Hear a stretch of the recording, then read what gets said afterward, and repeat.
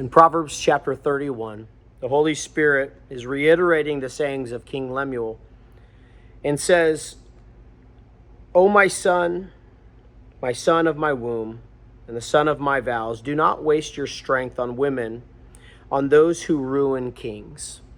So he starts talking immediately out of the gates about a woman who will cause destruction to the kingdom. And he goes on to describe attributes of a woman who will lead to destruction or lead the king to destruction.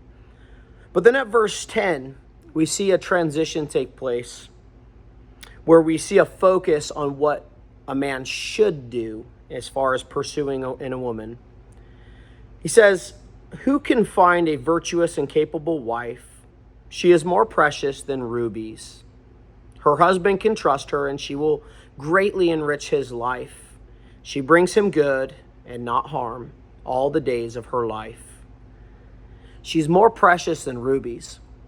You know, if you look at anything in the world, it's always the things that are rare that are the most valuable.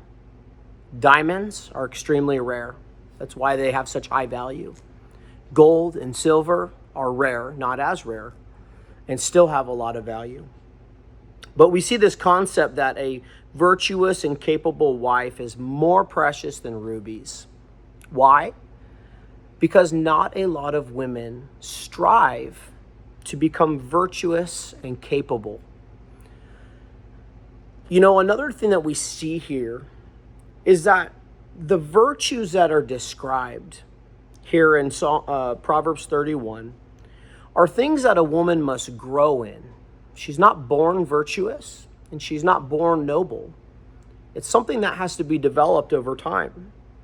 So here we see a principle that, say for example, fathers have to champion this in their daughters. They have to teach them things that are valuable. Mothers have to champion this in their daughters as well. They have to point out things that are worth focusing on. For example, we see in verse 30, charm is deceptive and beauty does not last, but a woman who fears the Lord will be greatly praised. As parents of a daughter growing up, being cultivated as a virtuous woman, verse 30 tells us that beauty is vanity, essentially.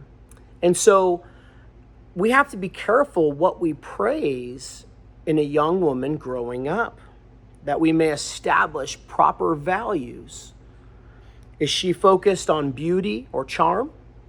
Or is she focused on beauty that will last, being a woman who fears the Lord? Almost all of the line items from verse 10 to 31 are all things that can be developed over time by a family and or a woman's heart that are so precious. It talks about how she's a hard worker and she's energetic and she's strong. You know, this is not just a physical attribute, list of attributes, but we see it's a posture of the heart. She values others. She values her husband.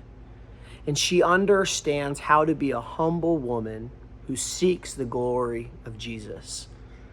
I would encourage all you ladies out there to just take a look at Proverbs 31. Take some time to see what it is that the Lord values in a woman pursuing his heart. May the Lord bless you and keep you.